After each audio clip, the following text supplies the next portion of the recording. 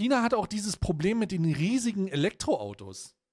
Das ist so dumm, Alter. 1万台车。 This is a field of over 10,000 Neta V Chinese EV cars that are rotting away. Look at this. 600多台啊，21年的，都是50公里以内啊，上牌新车。 And this man has just exclaimed that these BYD cars, all 2021 models, have less than 31 miles on them. Just like that field of 10,000 cars, they all have license plates on them, they're all fully registered, and they've been put away to rot. Yes, all of these cars have been left to rot. Why on earth is China throwing away entire fields of electric cars? By now, we've all heard that China's EV sales are outpacing the rest of the world. You'll see the headlines that say, China is now the leader in EV sales, and Tesla's got to watch out, and all this other nonsense. Well, guess what? It's true, the numbers are true, but what you're not taking into consideration is that China is the land of shortcuts and facades, and all of these cars that you're seeing in this field, well, they're counted in those numbers. Let me explain to you what's going on. Should be around... What the fuck? This is really nice. I Ist das eine Rich Wallet Werbung? never expected this.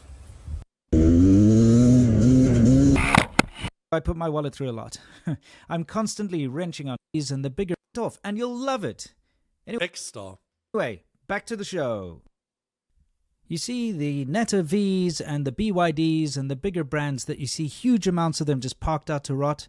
Well, you see, that's because they need the numbers. In order to get subsidies from the government, in order to put out the sales figures that they've sold more than Tesla and that they're leading in EV production and EV sales, they need to have these fake sales. So BYD themselves will register them and put them on the market and then claim that they've been sold. And then, of course, they've got all those excess cars and they just stick them in a field and... What the fuck, bro? You can make history tomorrow. But there's a bigger problem. There are even more car graveyards. And that has to do with this stupid investment scheme. Let me explain. In China, very often you get these fly-by-night investment schemes. Someone comes up with a good idea like bicycle sharing, for instance. And guess what? People jump on the bandwagon. They raise a bunch of investment capital. They start a company. We saw it go absolutely crazy with the shared bicycle schemes.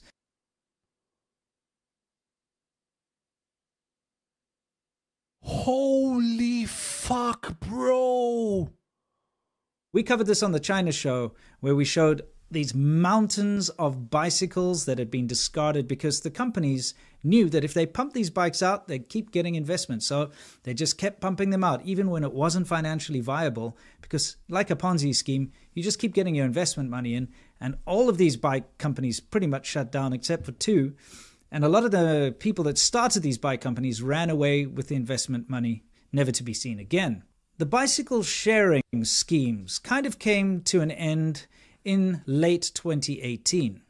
And then suddenly, and because the bicycle sharing investments... Das Ausmaß an verschwendeten Ressourcen, unvorstellbar. Unvorstellbar. Scheme had now disappeared. People stepped in with a new investment scheme for shared vehicles. And this time it was for electric cars. Now, there's this fantastic video, which I'm going to link below in the description. You can see it in the background here. But there's a documentary filmmaker who went and took drone footage of the shared bikes, and he made this video called No Place to Place in 2018, where he showed all of these massive mountains of the shared bike failures. Wait a minute, das hat er verlinkt? No Place to Place.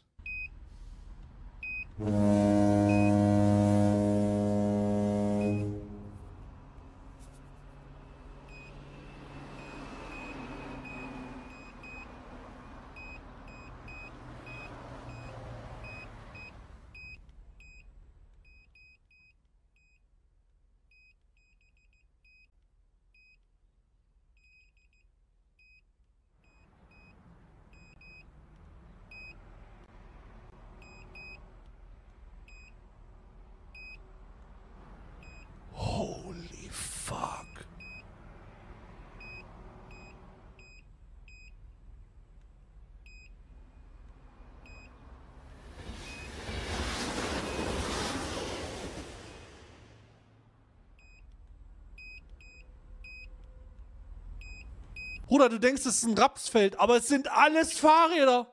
Du denkst, es ist irgend so ein lustiges Blumenfeld, aber es sind alles fucking Fahrräder, Bro.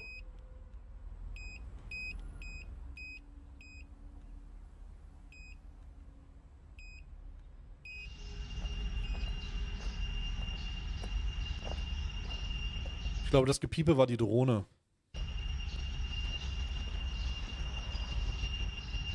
Alter, what the fuck? Nee, das sind die Fahrräder.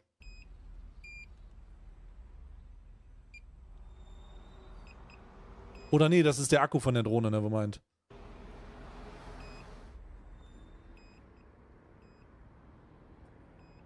Oder? Digga, die sind ja überall.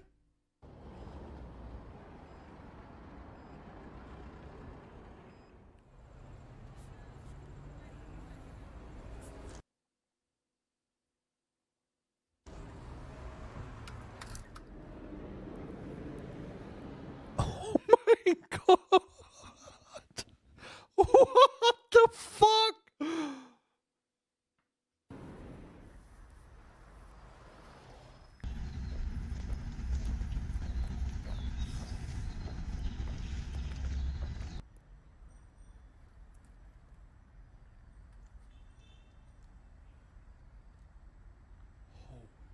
Shit, bro.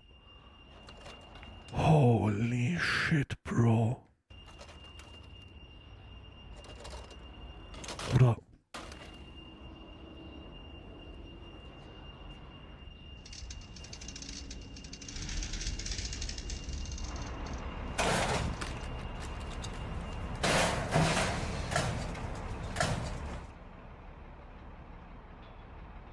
Oh mein Gott.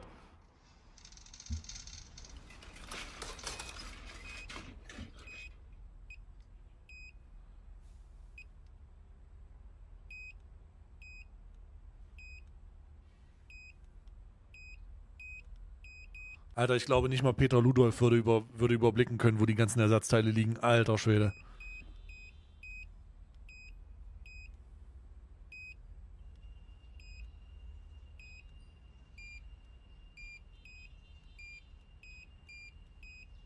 Das sind aber keine E-Bikes, ne? Das sind einfach nur Fahrräder.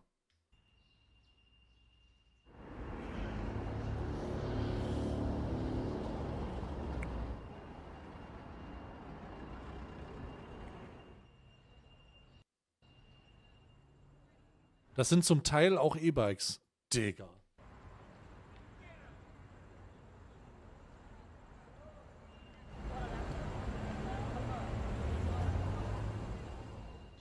Digga, da kannst du einfach, das ist einfach 3-mal Holland. Das ist einfach 15-mal Holland. Das ist einfach...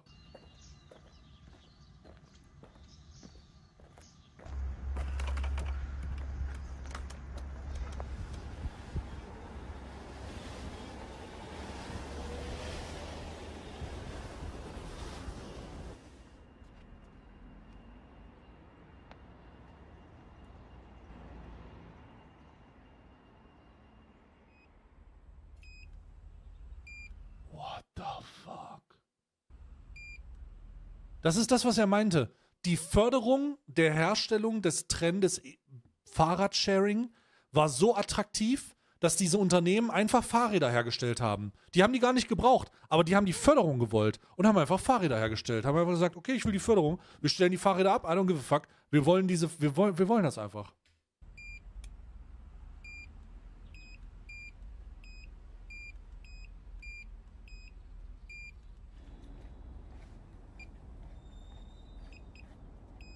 Ist das crazy?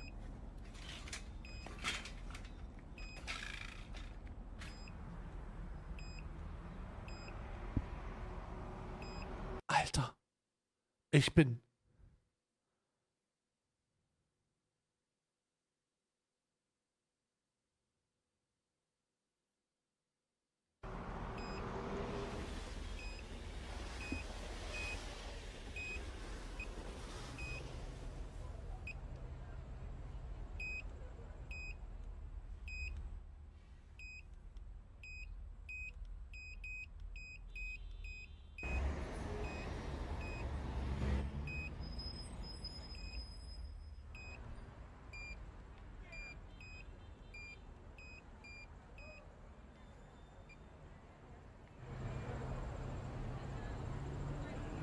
Krass. Also das ist einfach nur krass. Look at this, Alter. Mit dem fucking Kipplader.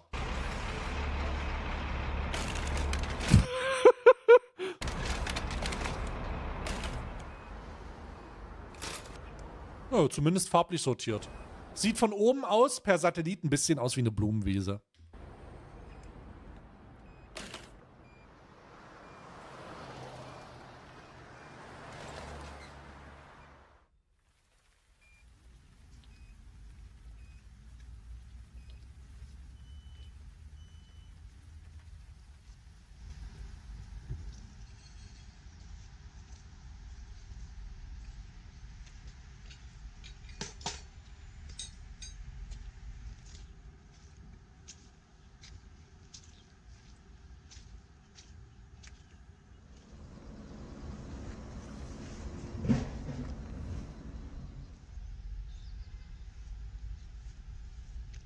Digga, die Ausmaße.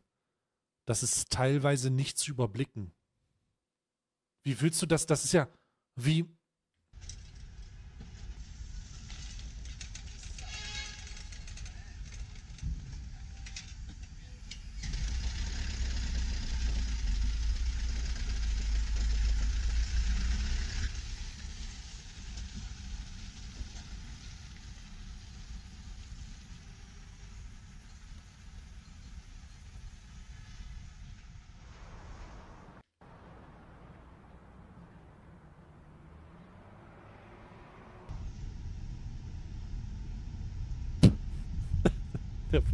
Der fährt die Fahrräder weg. Jesus Christ.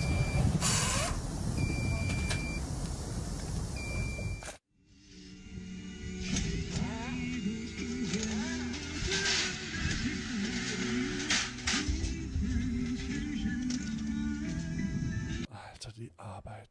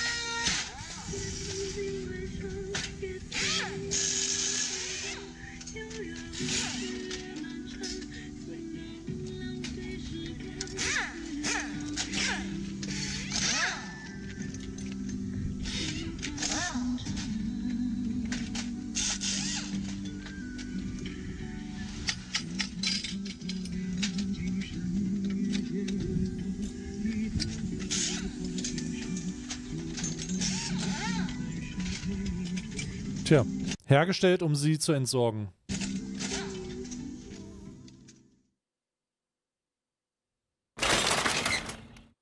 Das ist 2018. Zwischen September und Januar.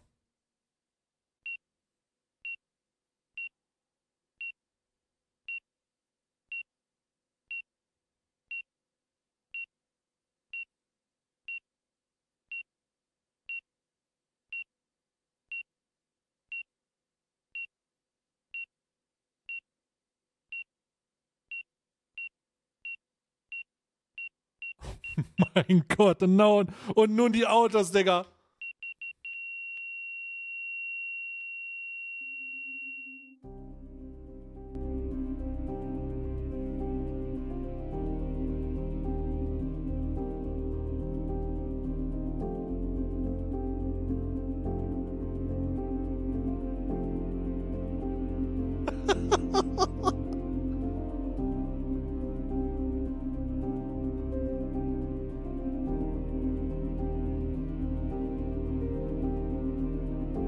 Ja, das sind jetzt alles Elektro... Alter.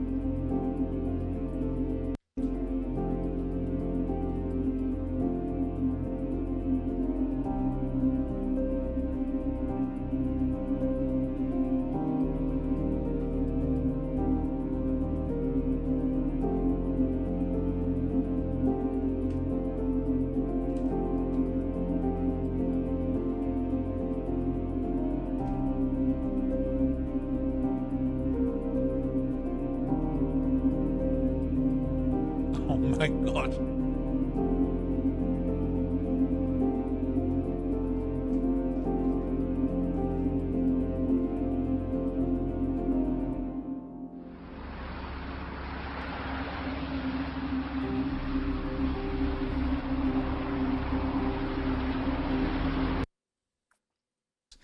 But he then went in 2019 to film the fields of abandoned electric vehicles. So this is no place to place too.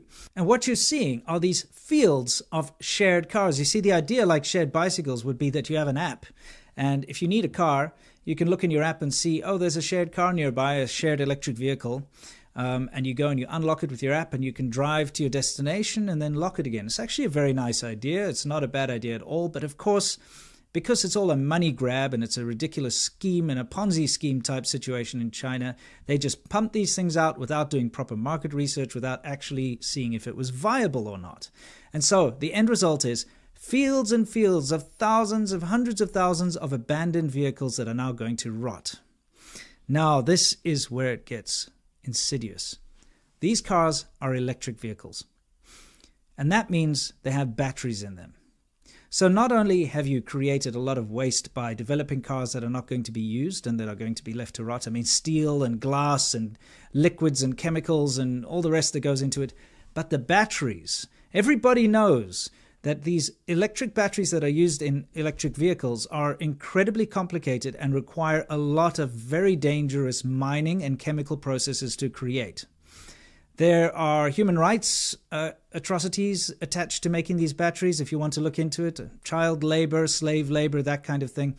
But the detriment to the earth in mining all of these chemicals and all of the materials needed to create these electric vehicle batteries is just insane. So now you've created all of this environmental damage to make these cars, and then you just let them rot in a field. And of course, now they're going to create even more environmental damage because they're going to sit there for however long with all of these chemicals and batteries in them and all the rest of it. And they're going to pollute the environment further. So it's like a double whammy. Not only have you damaged the environment making them, but now you're damaging the environment by discarding them. And this is where China tricks everyone. You see, you hear about their great green initiatives, this being one of them. Oh, look, China's really pushing forward in renewable energy and electric cars. And if you just... Dass Serpenza noch nichts passiert ist, ist ein Wunder. Naja, er musste ja fliehen, ne? Der hat ja seine Frau und er haben ja China verlassen müssen, obwohl die da gelebt haben, weil er Drohungen bekommen hat und auch seine Familie im Ausland gedroht wurde. Der ist ja untergetaucht. Read headlines and you look at the numbers, etc., you would think China's doing a very good job. But what you're not seeing is the fact that China is actually destroying the earth at a rate never before seen. So you have to look past the facade, and people still don't seem to get this. China is an opaque country. They block all of this information from the rest of the world. You would not be able to just see this. If a company does something like this in the West, you bet your bottom dollar there's going to be a lot of eyes on it. A lot of big news outlets will cover this. There will be, heads will roll. People will have to reply to this. The companies would have to pay some kind of a fine for damaging the environment or for doing bad things like this, like an oil spill or something like that. We know that there are ways to deal with these things, but because we don't see these things in China, nothing gets done. These massive fields of electric cars just sit there rotting. China's green technology initiatives that you keep hearing about are mostly bullshit and a smokescreen to hide the fact that they're doing all sorts of environmental crimes. And remember, it's all about turning a profit. It's not about saving the environment or anything like that. It's a propaganda push and it's a money grab. They want your investment. They'll say, hey, look, invest in China, invest in these green initiatives. You feel good, you go and invest your money. It's being used for wasteful projects like this that really damage the earth. So think twice before investing in China. And if you want to find out more about what's going on in China, I'm talking about up-to-date, down-to-the-wire news, events, and everything else in between, come and join me for the China Show on Friday. This is my live show that I do with my business partner, Lauer86, where we cover what's new in China, the soft power hour, the Wu Maos, the haters, the everything else. It's fantastic. It's a lot of fun. It's comedic, serious, and everything in between. Ja, also was chinesische Informationen angeht oder Informationen aus China, kann ich den Kanal nur empfehlen. Also wirklich, der ist sehr ungeschönt, zeigt er einfach, was da los ist. Ne? Also wenn ihr den noch nicht kennt, dann schaut da gerne rein. Das ist schon das schüttelt einen manchmal, ne? Das schüttelt einen manchmal. Brrr, macht's dann kurz.